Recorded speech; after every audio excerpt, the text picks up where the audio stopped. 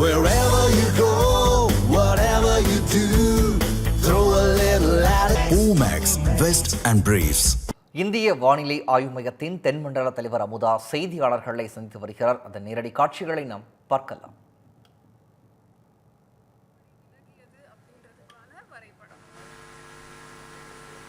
தமிழகத்தில் வடகிழக்கு பருவமழை தீவிரமாக உள்ளது.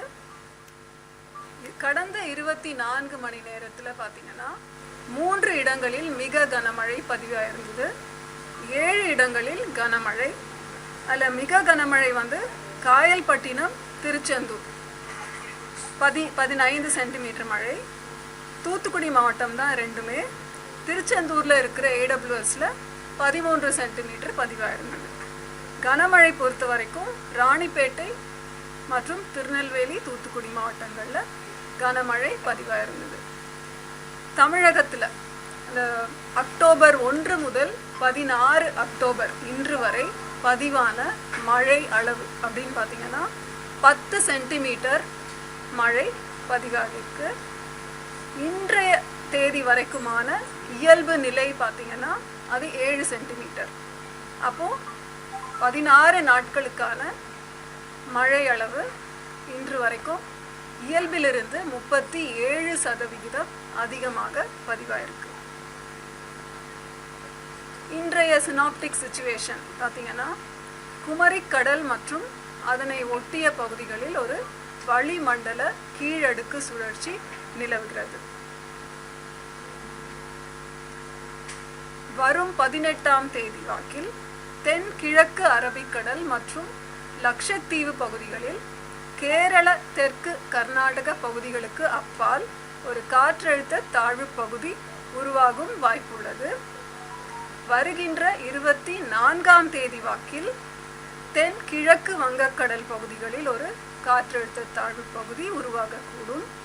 இது மேற்கு வடமேற்கு திசையில் நகர்ந்து வலுவடையும் சாத்தியம் இருக்கிறது. அடுத்த 7 தினங்களுக்கான வானிலை முன்னறிவிப்பு மற்றும் எச்சரிக்கை பார்த்தா 16லிருந்து 18 அக்டோபர் வரைக்கும் அடுத்த 3 தினங்களில் தமிழகத்தில் அநேக இடங்களிலும் புதுவை மற்றும் காரைக்கால் பகுதிகளிலும் மழை பெய்யக்கூடும்.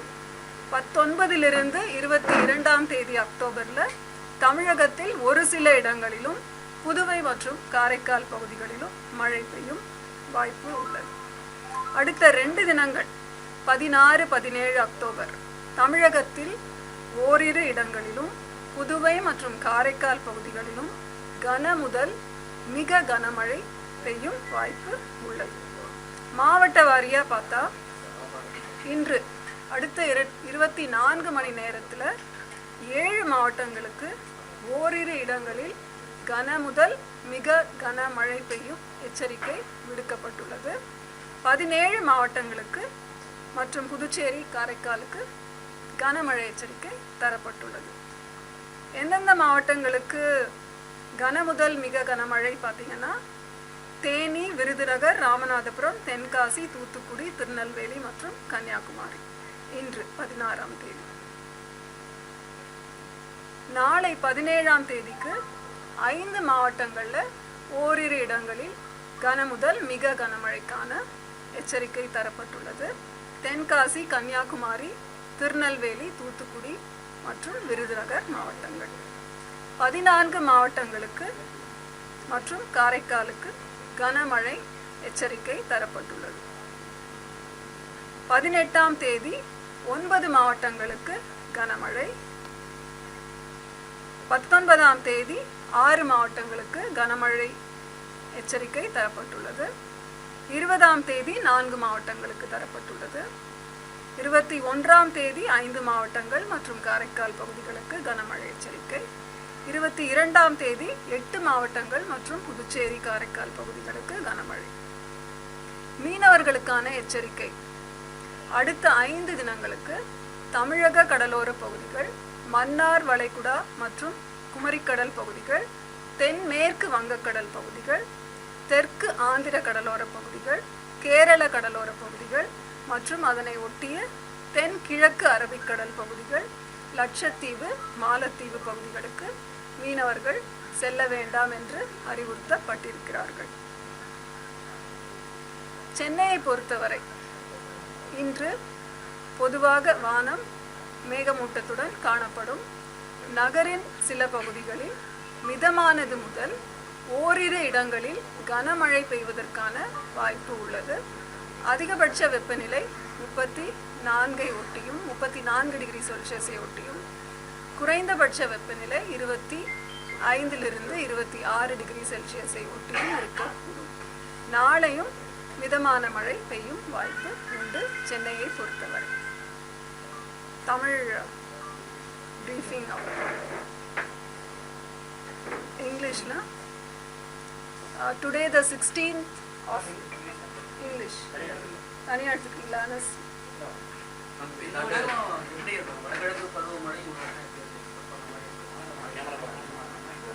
வடகிழக்கு பருவமழை ஐஎம்டி கொடுத்த லாங் ரேஞ்ச் ஃபோர்காஸ்ட் படி இயல்பை விட அதிகமாக இருக்கும் என்று கணிக்கப்பட்டது. தமிழகத்திற்கு வடகிழக்கு பருவமழை மூலம் கிடைக்கின்ற அளவு 44 சென்டிமீட்டர். இயல்பை விட அதிகம் அப்படின்றால் ஒரு 50 சென்டிமீட்டர் வரைக்கும் கிடைப்பதற்கான வாய்ப்பு உண்டு. அக்டோபர் மாதத்தை பொறுத்தவரை இயல்பு நிலை அப்படின்னா அது 17 சென்டிமீட்டர். இன்றைய தேதி வரைக்கும் நமக்கு ஒரு 10 சென்டிமீட்டர் வரை பதிவாயிருக்கிறது. அதுவும் கூட இயல்பை விட அதிகம்தான். வழக்கமாக பார்த்தீங்கன்னா இந்த அக்டோபர், நவம்பர், டிசம்பர் அப்படின்ற வடகிழக்கு பருவமழை காலம் புயல்கள் உருவாவதற்கான வாய்ப்பு மிக அதிகம். எத்தனை உருவாகும் அப்படின்னு நம்ம இப்போவே சொல்ல முடியாது. பட் உருவாவதற்கான வாய்ப்புகள் மிக அதிகம். இந்த 24ஆம் தேதி உருவாக போகிற ஒரு காற்றழுத்த தாழ்வு நிலை வலுவடைய வாய்ப்பு உள்ளது. பொறுத்திருந்து பார்க்கணும். சென்னை, செங்கல்பட்டு இந்த மாவட்டங்களில் எந்த அளவுக்கு மழை இருக்கும்? இதர தமிழகத்தில் இந்த தேதியா நம்ம பொதுவாக வடகிழக்கு பருவமழை நம்ம கொடுத்த அகைன் லாங் ரேஞ்ச் ஃபோர்காஸ்ட் படி பார்த்தீங்கன்னா வட மாவட்டங்களில் இயல்பாகவும் இயல்பை விட அதிகமாகவும் மழை பொழிவு எதிர்பார்க்கிறோம்.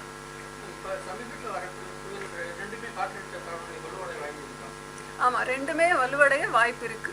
ஏன்னா கடல்ல தான் இப்போ அது அந்த சுழற்சி இருக்கு. அரபிக்கடல்ல இருக்கிற சுழற்சி மேற்கு திசை நோக்கி நகரப்போகிறது. கடல்லையே அதோட பாதை இருக்கிறதுனால அதற்கான தேவைப்படுகின்ற மாய்ஸ்சர் கண்டென்ட் அதுக்கு கிடைக்கிற வாய்ப்பு அதிகம். அப்படின்றதுனால அது வலுவடையக்கூடிய வாய்ப்பு இருக்கு.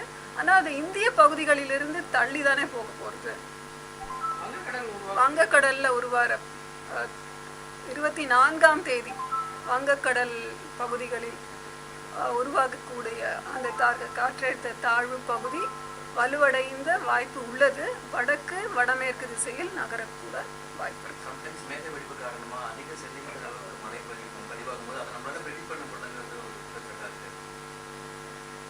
அதாவது முன்னாடிலாம் வெறும் நுங்கம்பாக்கம், மீனம்பாக்கம் அப்படின்ற ஒரு 2 இடங்கள்ல தான் நமக்கு அப்சர்வேட்டரிஸ் இருந்தது. இப்போ நிறைய அப்சர்வேட்டரிஸ் போட்டதுனால நமக்கு தரவுகள் அதிகமாக கிடைக்குது. இப்போ சென்னையை சுற்றியே நமக்கு ஒரு 50க்கும் மேற்பட்ட தரவுகள் கிடைக்கிறதுனால இந்த மாதிரி ஒரு மேக வெடிப்பு அப்படின்னு சொல்கிற ஒரு 10 சென்டிமீட்டர் மழை அளவு 1 மணி நேரத்தில் பெய்கிற ஒரு தரவுகள் நமக்கு கிடைக்கின்ற இந்த ஆட்டோமேட்டிக் ரெயின் கேஜஸ் இருக்கிறதுனால.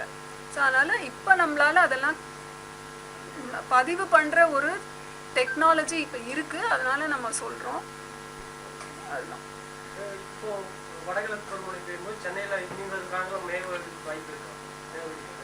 அந்த 10 சென்டிமீட்டர் 1 மணி நேரத்தில் பெய்யக்கூடிய வாய்ப்பு எப்பவுமே இருக்கு. ஒரு இடி மின்னல் தரக்கூடிய அந்த மழை மேகம் இருக்கு இல்லையா, அந்த கியூலோ நிம்பஸ் கிளவுட், அந்த மழை மேகங்கள்னால இந்த மாதிரி ஒரு வாய்ப்பு இருக்கு. தென்மேற்கு பருவமழை காலகட்டத்தில் வட மாநிலங்களில் புயல் பல பிரச்சனைகள் ஏற்பட்டது. இந்த வடகிழக்கு பருவத்தில் அது போன்ற ஏதோ சிக்கல்கள் ஏற்படும், கடும் பாதிப்புகள் ஏற்படும், மழை பொழிவு. மழை அப்படின்னாலே நம்ம முன்னெச்சரிக்கை நடவடிக்கைகள் எடுக்கணும். அது பார்த்துக்கணும் தானே.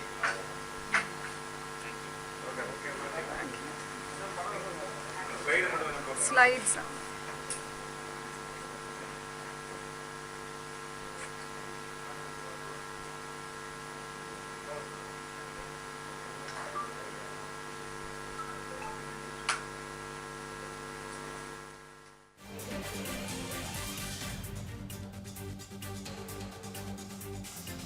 வானிலை ஆய்வு மைய தென்மண்டல இயக்குனர் அமுதா செய்தியாளர்களை சென்ற காட்சிகளை பார்த்தோம். அப்போது இன்று 17 மாவட்டங்களில் கனமழைக்கு வாய்ப்பிருப்பதாக தெரிவித்திருந்தார். வரும் 18ஆம் தேதி தென்கிழக்கு அரபிக்கடல் பகுதிகளில் காற்றழுத்த தாழ்வு பகுதி ஒன்று உருவாக இருப்பதாக அவர் கூறியிருந்தார். 16, 17 அதாவது இன்றும் நாளையும் 7 மாவட்டங்களில் கனமழைக்கு வாய்ப்பிருப்பதாக அவர் தெரிவித்திருந்தார். தேனி, தென்காசி, நெல்லை, குமரி ஆகிய மாவட்டங்களில் கனமழைக்கு வாய்ப்பிருப்பதாக அவர் குறிப்பிட்டிருந்தார். தொடர்ந்து பேசிய அவர், வரும் 24ஆம் தேதி தென்கிழக்கு வங்கக்கடல் பகுதிகளில் ஒரு புதிய காற்றழுத்த தாழ்வு பகுதி உருவாக வாய்ப்பிருப்பதாகவும் அது வடமேற்கு திசையில் வலுவடைய வாய்ப்பிருப்பதாகவும் அவர் குறிப்பிட்டிருந்தார். தமிழக கடலோர மீனவர்கள் மீன்பிடிக்க கடலுக்கு செல்ல வேண்டாம் என்றும் அவர் எச்சரிக்கை விடுத்திருந்தார்.